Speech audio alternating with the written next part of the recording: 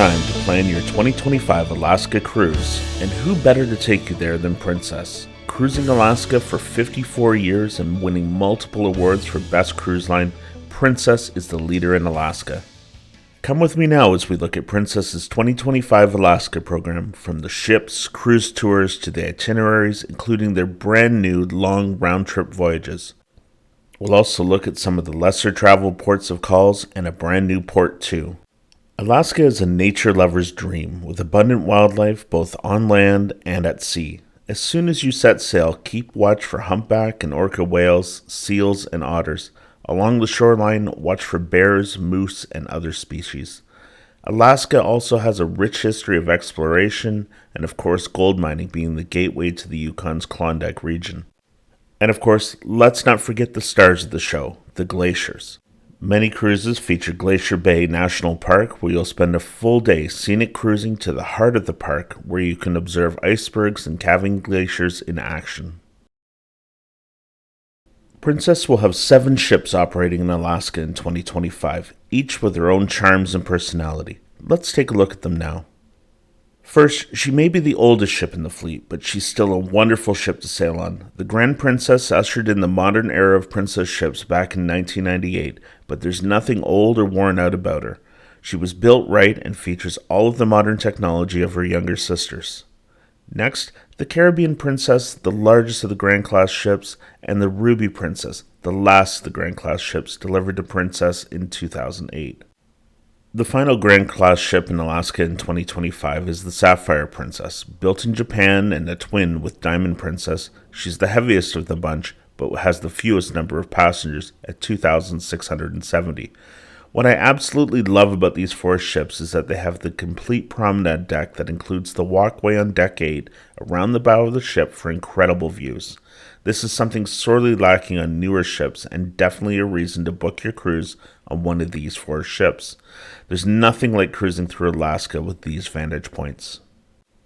Moving along, we have the smallest ship in the Princess fleet, the Coral Princess. While I haven't been on Coral since 2008, I did spend a considerable amount of time on board her twin sister, the Island Princess, in the fall of 2023. I love this size of ship. She's large enough to have all the hallmarks of a princess ship, from restaurants to entertainment, without feeling like you're constantly hiking the length of a football field to get anywhere. I really hope these 2 ships stay in the Princess fleet for years to come. The Royal Princess is at the other end of the scale, with 3,560 passengers. She and the Discovery Princess are the newest ships Princess has in Alaska in 2025, and obviously the largest. They are both Royal-class ships, with the Discovery Princess being the final one delivered in 2022. If you're looking for a suite, the forward-facing suites on deck 9 through 12 are an outstanding way to see Alaska from your bedroom, especially as you sail into Glacier Bay. We're going to move into the itineraries now, but it's a great time to remind you to like this video and subscribe so you can see more cruise news, reviews, and planning videos. We have lots more coming soon. Be sure to comment too. I always try to reply and love talking cruise with you.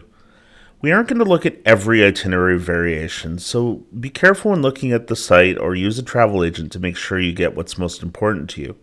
Let's jump into the 7-day northbound and southbound trips on board Caribbean Princess, Coral Princess, and Sapphire Princess. This is your classic 7-day Alaska cruise with 2 scenic cruising periods in Glacier Bay and College Fjord. Many people taking the north or south cruise and not on a round trip are combining with a land package to make a cruise tour.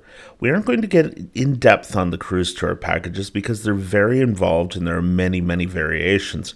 What I will say is Princess does this part better than anyone. With their direct to the wilderness train service and numerous lodges in Denali, Mount McKinley, Copper River, and more, a cruise tour is the absolute best way to see Alaska. If you do choose to start or finish your cruise in Whittier, you should know that it's approximately an hour and a half from the port to the airport.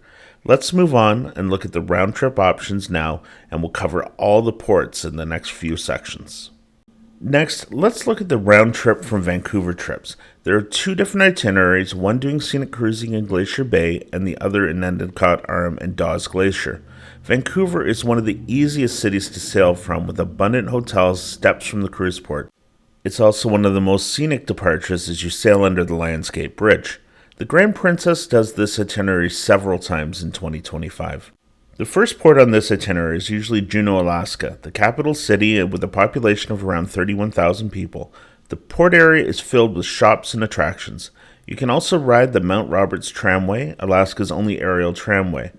But the highlight of the region is the easily accessible Mendenhall Glacier, one of Alaska's most visited attractions. There's an excellent visitor center, easy walking and hiking paths to take you close to the glacier. If you prefer, there are also 7-day round-trip cruises from Seattle on board the Discovery and Royal Princesses. Port order varies, but you'll usually be treated to a stop in beautiful Victoria, British Columbia. Nicknamed the City of Gardens, you can walk for miles amongst the flowers and green spaces, go for tea at the Empress Hotel, or hop on a local boat and go whale watching for orcas. The cruise terminal is less than 1 kilometer easy walk away from the harbor area of Victoria, where major attractions can be found. For me, the 10-day Alaska cruise is perfect, and the round trip from Vancouver on board the Caribbean Princess hits all the right targets. Ketchikan is known for a lot of things, but most important is fishing. It's the salmon capital of the world. In September 2021, we took a salmon fishing excursion while there on board the Majestic Princess. We caught quite a few fish and were able to bring back a beautiful silver salmon, packed in ice with the appropriate documentation filled out by the charter captain. We met with a representative on board who took the fish, with our preferences, to the chef, where it was prepared and served to us the following night. What a treat! Later in this cruise is a visit to the unbelievable Glacier Bay National Park. Most ships will visit the Marjorie and the Grand Pacific Glacier at the top of the bay, right at the Alaska and Yukon border, followed by the Hopkins Glacier. The whole day is narrated by the National Park Service with rangers on board to answer your questions and stamp your National Parks passports if you wish. Just look at this view. Another great option for a longer cruise with a few extra sea days is the 11-day inside passage from San Francisco on board the Ruby Princess. There are less ports during this itinerary, but it all depends on what you're looking for. You'll be stopping at the major Alaska cruise ports as well as Glacier Bay, including Skagway, which is a town right out of the gold rush. The highlight for many in Skagway is the White Pass and Yukon Railway. There are a few different options here to take the train up the White Pass or just hikers who want to lift up the hill. It's a scenic journey not to be forgotten. The town itself is worth exploring with its fantastic little museum, shops, and of course the famous Red Onion Saloon, an 1890s brothel turned museum and restaurant, well worth the visit. Take a walking tour of the town and get to know the history. This is where the real gold rush started from. Now we're getting into the really long itineraries. This 16-day trip from Los Angeles again hits most of the major ports, but unlike the previous one from San Francisco, we're also going to visit Sitka and Icy Strait Point. Sitka is the only accessible by air and sea and offers fantastic scenery, fishing, and hiking opportunities. Learn about native culture, visit the Alaska Raptor Center, or go whale watching. There's a ton to do here. If you don't get your fill in Sitka, that's okay because Icy Strait Point is next.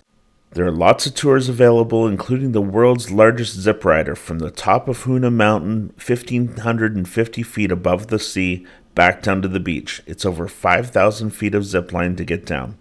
If 16 days isn't enough for you, how about 17? We are down to our final 2 itineraries, both featuring a brand new port of call. The 17-day Ultimate Alaska with Glacier Bay sails round trip from Seattle and is very port intensive with 9 ports and 3 scenic cruising days.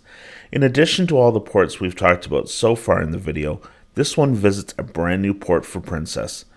Welcome to Wrangell, Alaska.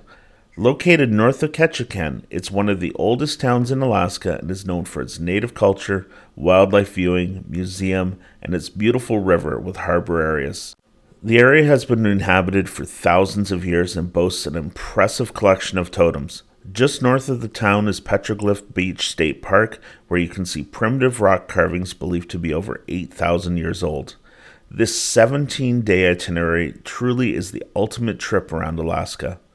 Finally, we have the ultimate 22-day Alaska Solstice cruise with Glacier Bay, sailing round trip from San Francisco. This cruise has a total of 10 ports and 4 scenic cruising days.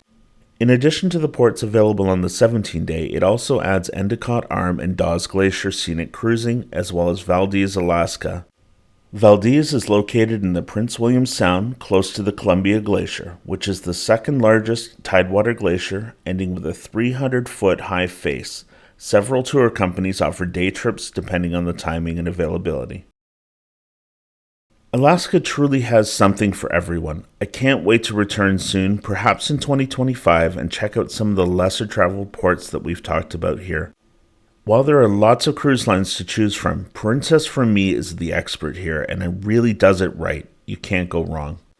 So, what do you love about Alaska? Are you planning a visit? Leave a comment and let us know. If you enjoyed this video, please give us a like and subscribe to the channel. It really helps us grow and bring you the latest cruise news and information. Thanks for watching.